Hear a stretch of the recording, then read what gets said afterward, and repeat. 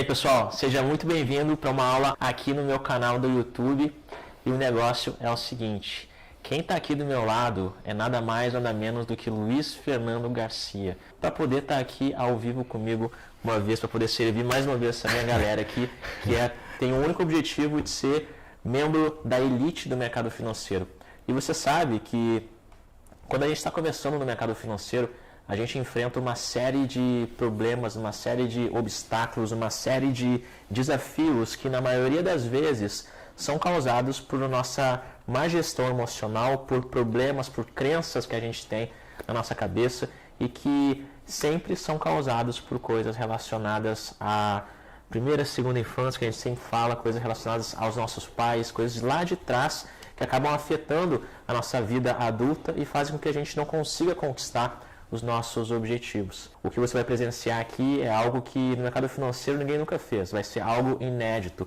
O conteúdo que você vai poder presenciar aqui ao vivo vai te ajudar a mudar radicalmente a perspectiva que você tem no mercado financeiro e principalmente a tua forma de enxergar o mercado, para que você consiga conquistar os teus objetivos. E quais são esses objetivos? Cara, é mudar de vida, é ter liberdade financeira para você poder fazer o que você quiser, liberdade geográfica para você poder morar onde você quiser, liberdade de tempo para você poder trabalhar na hora que você quiser. Esse tipo de coisa só é possível quando você conquista realmente esse teu espaço, esse teu lugar na elite. Mas para você ser um membro da elite, você também tem que ter uma mentalidade de elite. E quando eu comecei lá em 2011, eu não tinha essa mentalidade.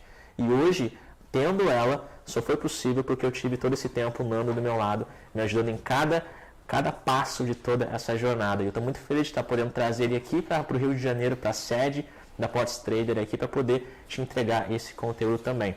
Eu já te aviso que eu espero que você tenha um papel, uma caneta em mãos, para você anotar tudo que vai ser falado aqui. E aí, Nando, como é que estão as coisas? Está pronto? Pois é, estou pronto. Eu estou feliz de estar aqui. Esse cara me laçou, como sempre. E eu vim falar um pouco do que eu fui descobrindo dos traders. Em especial essa figura que vocês conhecem, que a infância teve as suas implicações. Esse cara soube mexer nisso. Isso para mim é um orgulho.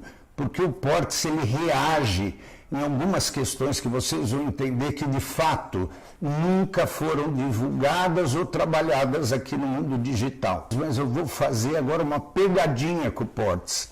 Eu disse para ele que eu ia fazer duas perguntas, mas, na realidade, dois momentos terapeutizando o Potts, ajudando com que essa psicologia dele destravasse algumas questões na vida como um todo e que reflete na capacidade de sucesso que esse cara tem. São dois momentos que me chamaram muito a atenção. Eu vou te pedir que tu fale um pouco, porque aí eles vão entender a origem de quem tu é. E aí vamos abrir em público, pegando esse cara assim, ó, na curva. Me conta aquela história, era um carnaval, virada do ano, quando você se prometeu alguma coisa, e a sensação que tu tinha quando via teu pai bater aqui e ali. Conta para eles, porque a partir disso, se tu me permitir, eu vou mergulhar para dizer o que destrava ou trava um trader. Então, isso é uma coisa que eu nunca contei para ninguém, né? Só nas sessões, nas longas sessões com você. E... me pegou de sair. As longas, 4 horas, 3, 2. Cada sessão com o Nando não tem sessão de 1 hora, é sessão de 3, 4, 5 horas. A primeira sessão eu saí destruído do divã. Você disse. E então, quando eu tinha ali uns 8, 9 anos, eu lembro que era a virada do Réveillon, e a gente estava assistindo o show da virada na televisão. E essa cena é muito clara para mim, eu lembro até hoje. Aí eu estava deitado na cama com a minha mãe assistindo o show da virada, uma televisãozinha de 14 polegadas de tubo, e a gente deitado ali, recém tinha, né, comida ali, a ceia dessa virada, do jantar, e eu lembro do meu pai assim no canto do quarto, trabalhando, bem na virada do ano. E a gente nunca foi uma família muito, não tinha muita fartura, nunca faltou nada, mas a gente não tinha aquela possibilidade de, quero comprar isso, vamos comprar, não tinha dinheiro. E aí eu lembro de ter virado para minha mãe e falado: mãe, se quando eu tiver 25 anos eu não for milionário, não faz sentido, a vida não vai fazer sentido para mim. Porque eu via os meus pais trabalhando tanto, tanto, tanto, e sempre se esforçando, mas sempre naquela garra de fazer a chave virar. Então eu sempre tive dentro de mim essa ambição muito forte de fazer alguma coisa que essa chave virasse e que eu conseguisse conquistar o meu objetivo.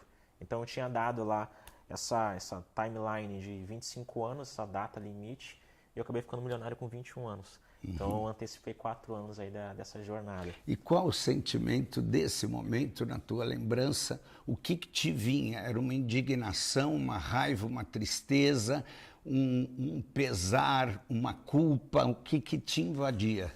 Me invadia uma sensação de frustração, de limitação, aprisionamento, de você querer fazer coisas e não poder fazer porque você não tem condição.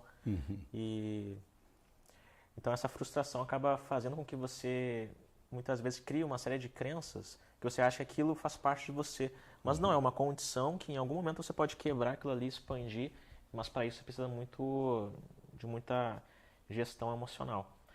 E o segundo fator foi uma coisa que é muito intrínseca a mim, essa garra, resiliência e foco total que veio do meu pai em específico. Porque ele foi um cara que eu sempre via pulando de um empreendimento em outro. Eu já vi fazendo MDF, aqueles porta-caneta, porta-sabonete, MDF vendendo, já vi fazendo objetos decorativos em resina para vender e era só ele e minha mãe lá atrás, na meia água assim atrás da casa, trabalhando até 2, 3 da manhã. Eu via esse esforço, essa garra e essa vontade de encontrar alguma coisa que mudasse a nossa condição, alguma coisa, não importasse o que fosse. A gente pulou de MDF para resina, teve uma época que a gente vendia adesivo também, a gente vendia adesivo no Mercado Livre, teve uma época que a gente importava vestido de noiva da China, aqueles sites AliExpress, aqueles sites da internet que se importava e a gente vendia no Mercado Livre, uma série de coisas, né, que sempre foram feitas na tentativa de quebrar essa barreira, virar essa chave e fazer com que a gente tivesse um desfrute maior daquilo que a gente queria, realizasse nossos sonhos, nossos objetivos, e essas coisas me marcam até hoje. E você também foi caixa do supermercado, Portes? Essa é uma coisa que Não sabia, porque sabe tem a disso. ver com o que eu vou dizer sobre o principal problema deles. Então, Fale. teve uma vez que eu tive um resultado muito ruim no mercado financeiro, que eu vinha quebrar, e essa história as pessoas sabem, que eu fui vendedor de chocolate numa loja. Só que na minha carteira, eles assinaram a minha carteira como atendente. E chegando lá eu tinha que servir o café, tinha que limpar o chão, tinha que arrumar o estoque, tinha que vender o chocolate. Então assim, na verdade eu era um faz-tudo. E isso fazia com que eu me sentisse meio que explorado, não recompensado e muito desvalorizado. E aí eu fui demitido com 17 dias, inclusive. Eu lembro até hoje essa cena no meio da tarde. No meio da tarde a chefe lá, né, falou, sobe pro 2º andar. E eu já sabia que ela ia me demitir e eu também via no olhar assim dos meus pares ali, dos meus colegas, eles também sabiam que eu ia ser demitido. Então quando eu subi, eu lembro que ele falou, pega esse papel e assina. E aí eu peguei o papel e eu coloquei em cima de uma mesa, porque minha mão estava tremendo. E quando eu peguei o papel, eu já vi que eu estava tremendo, eu não queria mostrar que eu estava afetado por aquela situação. Eu queria manter uma postura de forte e tal, né? E se eles vissem eu tremendo com o papel, então eu deixei o papel em cima da mesa e fiquei lendo, assim, era carta de demissão, pediram para eu assinar e tal. E fiquei com medo, não sabia se eu devia assinar ou não, se de repente iam querer me passar a perna, fazer alguma coisa. E aí eu acabei assinando e desci, e aí quando eu desci e saí assim da loja, eu via todo mundo me olhando. E aí as pessoas me olhando, e eu lembro que eu liguei, isso era umas 2 da tarde, eu liguei pra minha mãe e falei, mãe, me demitiram, tem que vir me buscar aqui. E essa foi uma sensação muito... Eu vi minha mãe voltando, indo me buscar, e me senti muito humilhado nesse dia. E aí... uma outra oportunidade, um outro trabalho que eu tive, eu fui empacotador de supermercado, sabe quando tá o caixa, que você passa as compras, e aí tem um rapaz que fica botando na sacolinha tuas compras, te entrega, põe no carrinho. Eu fui esse cara também por um tempinho, para poder levantar dinheiro e fazer as coisas darem certo. Então, aquela garra, né, que meu pai me deu de ficar sempre tentando de alguma forma, não importasse o que fosse. Obrigado pela abertura, você não esperava isso, um pouquinho de emoção, e eu quero mostrar para as pessoas uma das coisas importantes, o segredo da infância desses caras milionários e do trader milionário, é que tudo é em função de alguma forma de corresponder à expectativa da mãe e superar, conseguir mostrar que ele também pode. O problema é que às vezes alguns de vocês, não sei se já sentiram aquela sensação de querer alguma coisa, mas não conseguir. Porque a expectativa que alguns colocam, outro dia eu ouvi, eu estou tratando cerca de quase 300 no total, 300 traders. E a gente ouve por aí, trader não funciona, é uma balela. As pessoas criam uma expectativa e a expectativa é o tamanho do conflito. Então eles acabam por abandonar, por deixar de lado, porque eles querem ter um estágio que ainda não dá. Não dá para passar por tudo em um ano, dá para construir coisas em um ano. E esse é o segredo desse cara.